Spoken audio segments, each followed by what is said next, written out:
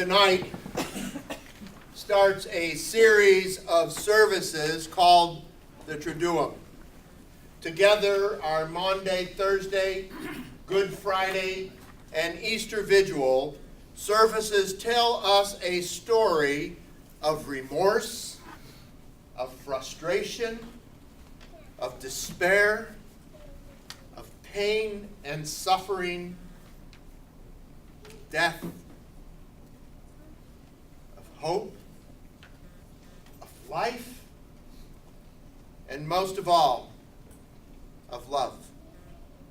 A love so deep that even though humanity did nothing to deserve God's grace, in fact, quite the opposite, grace was still poured out in such a way that all of humankind might know its saving power.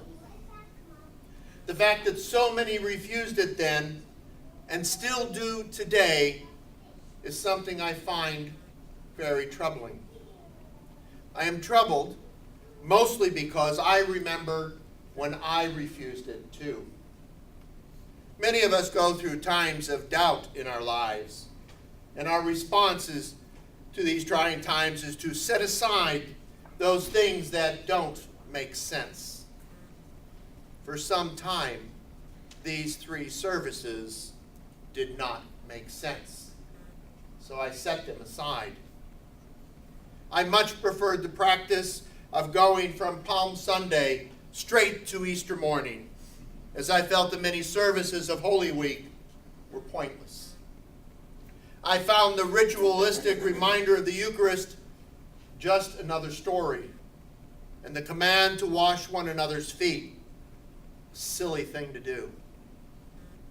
Kneeling before the cross on Good Friday seemed equally surreal, and the stories of the Old Testament told during the vigil felt long and boring. I can't tell you exactly when I changed my opinion of this time between two huge services.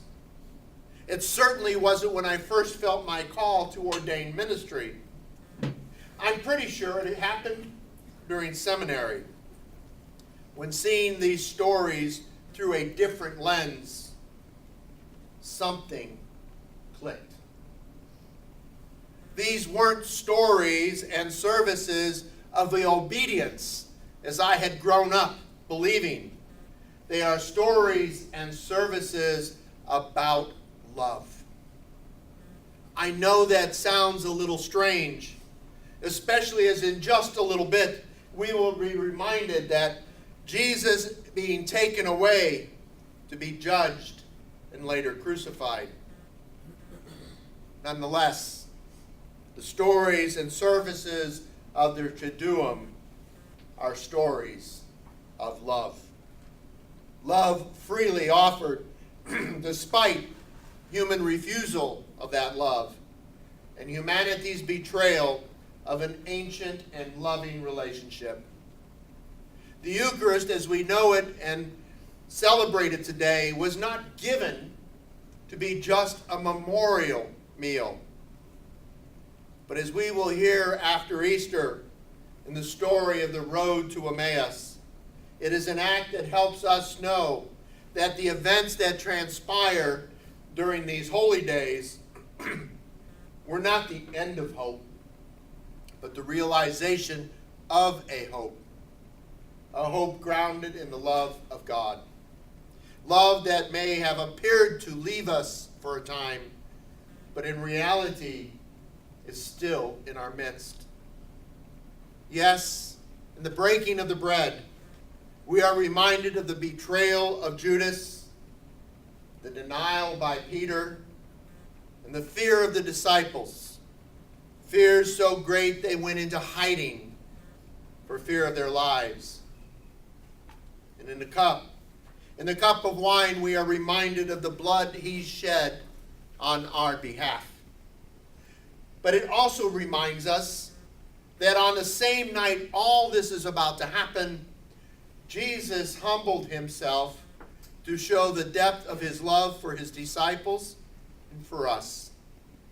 Washing the feet of his disciples demonstrated a love willing to do anything for those he loved.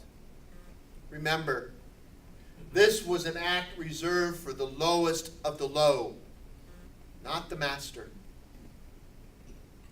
In less than 24 hours, this act of love and servitude would be eclipsed by the ultimate act of humility, being beaten, ridiculed, stripped naked, and hung on a cross to die.